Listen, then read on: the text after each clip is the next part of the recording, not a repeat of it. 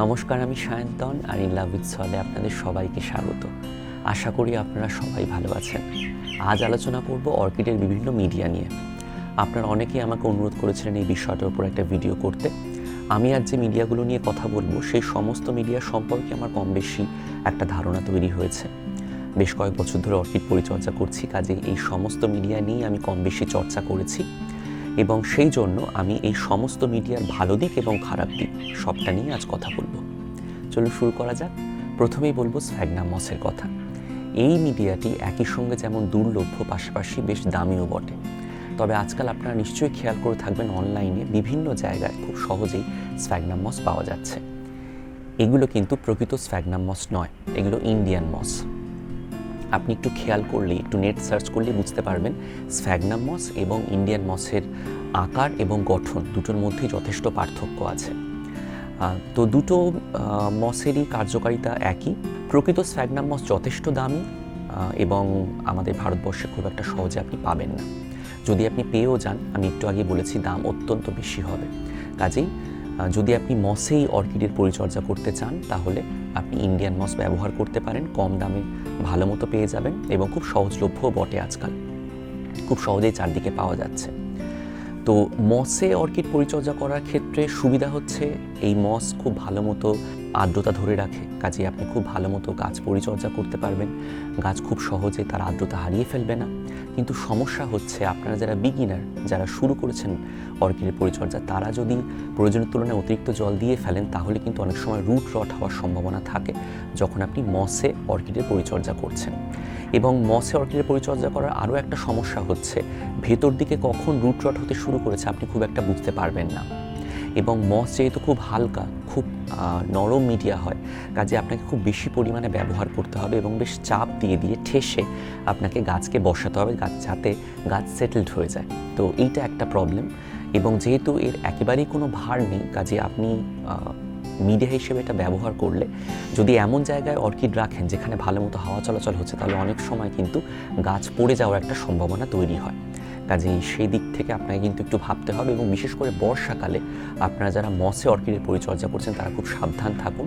প্রয়োজনের তুলনায় অতিরিক্ত জল ব্যবহার করবেন না, কারণ অতিরিক্ত জল ব্যবহার করলে কিন্তু গাছের রুটরট হতে বাধ্য, কারণ এই মিডিয়া, স্পেসিফিক্যালি এই মিডিয়া খুব বেশি মাত্রায় জল ধরে রাখে। কাজেই যখন আপনি মসে অর্কিডের পরিচর্যা করছেন তখন খুব সাবধানে অর্কিডের পরিচর্যা করবেন।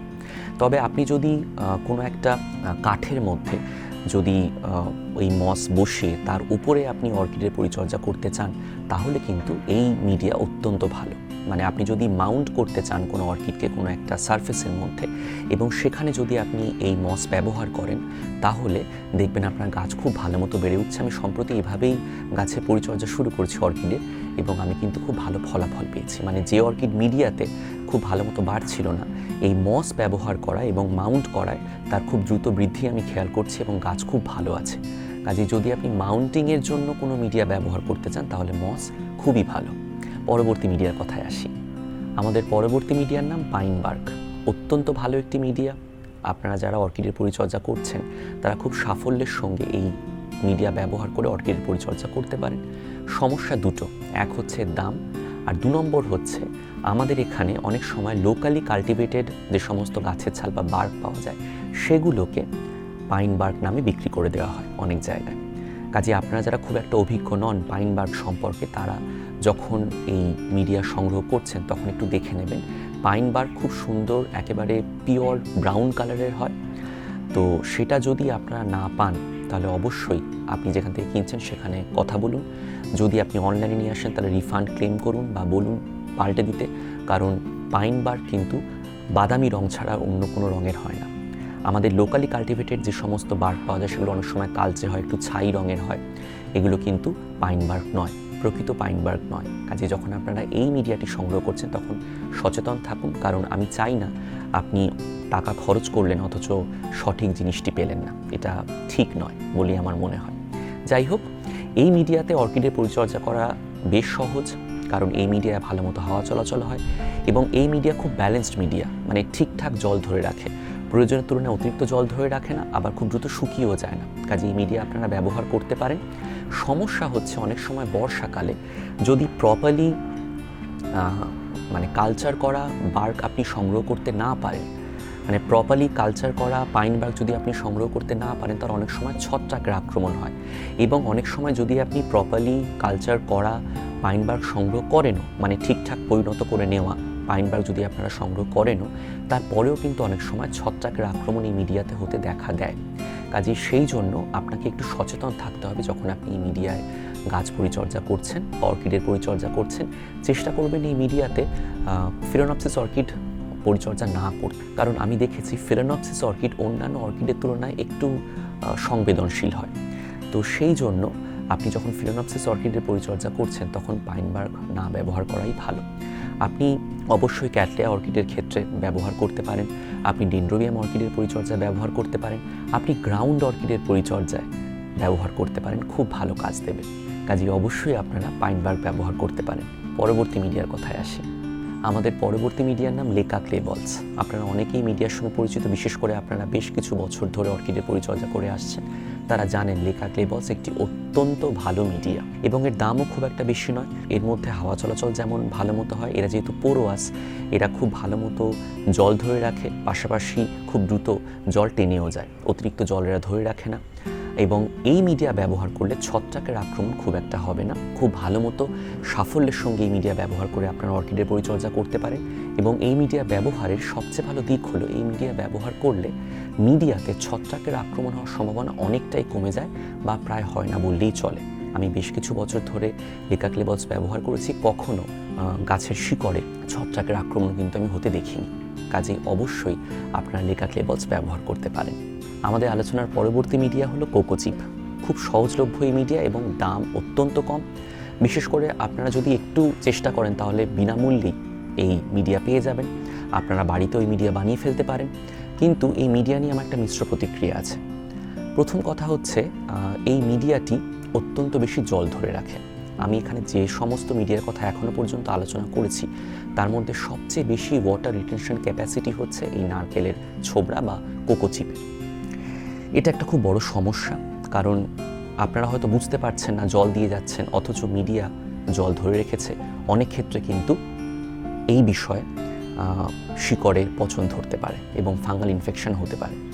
পাশাপাশি একবার যদি এই মিডিয়া পুরোপুরি শুকিয়ে যায় তাহলে সেই মিডিয়াকে আবার ভেজানো মুশকিল হয়ে যায়। আপনাকে অনেকক্ষণ জলে ডুবিয়ে রাখতে হবে, তবেই দেখবেন মিডিয়া পুরোপুরি আর্দ্র হচ্ছে বা জল টেনে নিচ্ছে। এটা আরও একটা সমস্যা। আরও একটা প্রবলেম হচ্ছে, যেহেতু এর ভার খুব কম, সেহেতু খুব একটা লম্বা অর্কিড, ধরুন ডেনড্রোবিয়াম অর্কিড, খুব সহজে আপনি পরিচর্যা করতে পারবেন না। হাওয়া চলাচল হলে পড়ে যাওয়ার একটা সম্ভাবনা থাকে। এবং আমি অধিকাংশ ক্ষেত্রেই দেখেছি এই মিডিয়াটি ব্যবহার করলে রুট রট হওয়ার সম্ভাবনা অনেকটাই বেড়ে যায় এবং ভেতরে ভেতরে কখন যে রুট রট হয়ে যাচ্ছে আপনি বুঝতে পারবেন না। আরও একটা সমস্যা হচ্ছে, এই মিডিয়াটি ব্যবহার করলে আপনি যখন রিপোর্ট করতে যাবেন তখন দেখবেন এই মিডিয়ার মধ্যে শিকড় এমনভাবে ঢুকে গেছে যে আপনি মিডিয়াকে শিকড় থেকে খুব সহজে আলাদা করতে পারছেন না। আলাদা করতে গেলে অনেক ক্ষেত্রেই শিকড় ছিঁড়ে যাওয়ার একটা উপক্রম তৈরি হচ্ছে। কাজেই এই সমস্ত সমস্যা কিন্তু আমি ফেস করেছি এবং আমার মনে হয় যদি আপনারা এই মিডিয়াটি ব্যবহার করেন তাহলে আপনাদেরও কিন্তু এই সমস্যার মুখোমুখি হতে হবে, বলা ভালো এই সমস্যাগুলোর মুখোমুখি হতে হবে। কাজেই যখন এই মিডিয়া ব্যবহার করছেন তখন একটু বুঝে ব্যবহার করবেন, কারণ সস্তা হলেও এর ব্যবহারের ক্ষেত্রে কিন্তু বিভিন্ন সমস্যা আছে। তো সেইটা ভেবে নিয়ে আপনারা ব্যবহার করবেন। আমি জানি লোকাল নার্সারিতে এবং যখন একটা মাস প্রোডাকশন হচ্ছে অর্কিডের, সেক্ষেত্রে এই মিডিয়া অত্যন্ত কার্যকরী এবং প্রাসঙ্গিক, কারণ এর দাম অত্যন্ত কম, খুব সহজলভ্য এবং গাছ খুব ভালো মতো এই মিডিয়া পেলে বেড়ে ওঠে, কোনো সন্দেহই নেই সেক্ষেত্রে।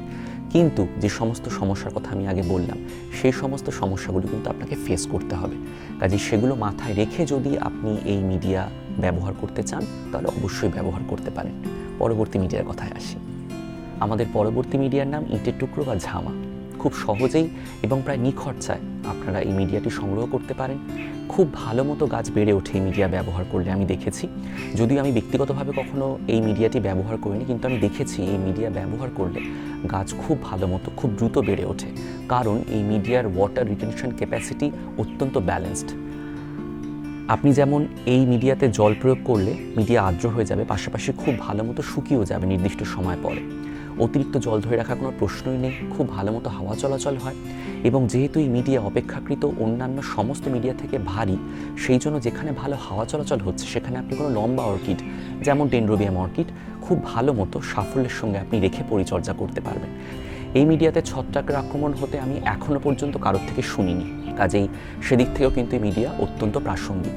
তবে একটা বিষয় আপনাকে একটু মাথায় রাখতে হবে, অনেক সময় সার ব্যবহার করার ফলে বেশ কয়েক মাস বা হয়তো 1-1.5 বছর পর এই মিডিয়াতে একটু শ্যাওলার প্রকোপ হতে দেখা যায়। মানে শ্যাওলা আস্তে আস্তে এই মিডিয়াতে আক্রমণ করে ঠিক বলবো না, শ্যাওলা তৈরি হয়। তো যেমন আমরা দেখে থাকি ইটের ওপরে শ্যাওলা তৈরি হচ্ছে, সেরকমভাবেই শ্যাওলা তৈরি হওয়ার একটা সম্ভাবনা থাকে। সেটা খুব একটা অ্যালার্মিং নয়, আপনাকে খুব একটা সতর্ক হতে হবে না। সেক্ষেত্রে আপনি মিডিয়াটি ভালো মতো জলে পরিষ্কার করে নিয়ে আবার ব্যবহার করতে পারেন। এবং এই মিডিয়ার আরও একটা গুরুত্বপূর্ণ বৈশিষ্ট্য হচ্ছে রিসাইক্লেবল এরা, অর্থাৎ আপনি বেশ 1-1.5 বছর ব্যবহার করলেন, যদি শ্যাওলা পড়ে যায় আপনি পরিষ্কার করলেন, আবার সেটা ব্যবহার করতে পারলেন। তো সব দিক থেকেই এই ইটের টুকরো একটি অত্যন্ত ভালো মিডিয়া, আপনারা অবশ্যই ব্যবহার করতে পারেন। আর সবশেষে বলবো চারকোল বা কাঠকয়লার কথা। অত্যন্ত ভালো একটি মিডিয়া, যেমন সহজলভ্য, দামও তেমন খুব একটা বেশি নয়। আমার ব্যক্তিগতভাবে অত্যন্ত পছন্দের। আমার প্রায় 99% অর্কিড এই মিডিয়াতেই বড় হচ্ছে। আমি বেশ কয়েক বছর ধরে এই মিডিয়া ব্যবহার করে চলেছি, এখনও পর্যন্ত কোনো সমস্যা হয়নি। এই মিডিয়াটি খুব ফ্লেক্সিবল, আপনি চাইলে ছোটো ছোটো টুকরো করে একদিকে যেমন অর্কিডের সিডলিং পরিচর্যা করতে পারেন, কারণ যেহেতু অর্কিডের সিডলিং অন্যান্য অর্কিডের থেকে মানে পরিণত অর্কিডের থেকে একটু বেশি মাত্রায় আর্দ্রতা প্রত্যাশা করে, সেক্ষেত্রে আপনি এই মিডিয়াটি ছোটো ছোটো টুকরো করে নিয়ে তাতে যদি গাছ বসান, দেখবেন গাছ খুব ভালো মতো বড় হয়ে উঠছে এবং খুব স্ট্রং রুট সিস্টেম তৈরি হচ্ছে। সিডলিং অর্কিডের কথা বলছি। একই সঙ্গে আপনি চাইলে এই মিডিয়া ব্যবহার করে অর্কিড মাউন্ট পর্যন্ত করতে পারেন। মানে আপনি যদি একটা বড় চারকোলের টুকরো ব্যবহার করেন এবং তার মধ্যে যদি আপনি কোনো অর্কিড বেঁধে দেন শিকড়গুলো, তাহলে দেখবেন কয়েক সপ্তাহের মধ্যে শিকড়গুলো ধরে নিয়েছে ওই টুকরোটিকে এবং খুব ভালো মতো বড় হয়ে উঠছে। কাজেই এই মিডিয়াটি ব্যবহারের দিক থেকেও কিন্তু বেশ কিছুটা ফ্লেক্সিবল। আপনি বিভিন্ন স্তরের মানে একেবারে সিডলিং থেকে শুরু করে ম্যাচিওর বিভিন্ন স্তরের অর্কিডের পরিচর্যা করতে পারেন এবং প্রায় সমস্ত অর্কিড আপনি পরিচর্যা করতে পারেন যখন আপনি কাঠকয়লা ব্যবহার করছেন। ছত্রাকের আক্রমণ হতে আমি এখনও পর্যন্ত দেখিনি এবং এই মিডিয়াটি ব্যবহার করলে অন্য কোনো সমস্যা মানে ছত্রাকের আক্রমণ বলুন বা পোকামাকড়ের আক্রমণ বলুন, কোনো সমস্যাই কিন্তু হয়নি এখনও পর্যন্ত। আমার ক্ষেত্রে তো হয়নি, আশা করি আপনাদের ক্ষেত্রেও হবে না। এদের ওয়াটার রিটেনশন ক্যাপাসিটি খুব ভালো, মানে বেশ ব্যালেন্সড ইটের টুকরোর মতো। মানে নির্দিষ্ট সময়ে আপনি জল দিচ্ছেন, জল ধরে রাখছে, আবার শুকিয়েও যাচ্ছে। কাজেই আপনাকে জল নিয়েও খুব একটা ভাবতে হবে না। খুব বেশি জল যদি ব্যবহার করে ফেলেন জল বেরিয়ে যাবে, ভালো মতো হাওয়া চলাচল হয় যখন আপনি এই মিডিয়া ব্যবহার করেন। তো সব দিক থেকে মানে আপনি যে যে সমস্যার কথা ভাবতে পারেন অর্কিডের পরিচর্যার ক্ষেত্রে, অন্তত মিডিয়া ব্যবহারের ক্ষেত্রে যে যে সমস্যা হতে দেখা দেয়, এই মিডিয়াটি ব্যবহার করলে কিন্তু সেই সমস্যার কোনোটাই আপনাকে বিব্রত করবে না। কাজে অবশ্যই এই মিডিয়াটি ব্যবহার করে দেখুন। আমার মনে হয় আপনারা যারা অর্কিডের পরিচর্যা করছেন তারা এই মিডিয়াটি ব্যবহার করে আসছেন বা ব্যবহার করছেন। যদি না করে থাকেন তাহলে অবশ্যই কাঠকয়লা ব্যবহার করুন, কারণ কাঠকয়লার মতো ভালো মিডিয়া অর্কিডের পরিচর্যা করার ক্ষেত্রে আমি আর দুটো দেখিনি। কেমন লাগলো এই ভিডিও অবশ্যই তো আমাদের জানাতে ভুলবেন না, এবং যদি কোনো জিজ্ঞাসা থাকে তাহলে অবশ্যই কমেন্টের মাধ্যমে জানাবেন। সবাই ভালো থাকবেন, সুস্থ থাকবেন এবং অবশ্যই আমাদের সঙ্গে থাকবেন।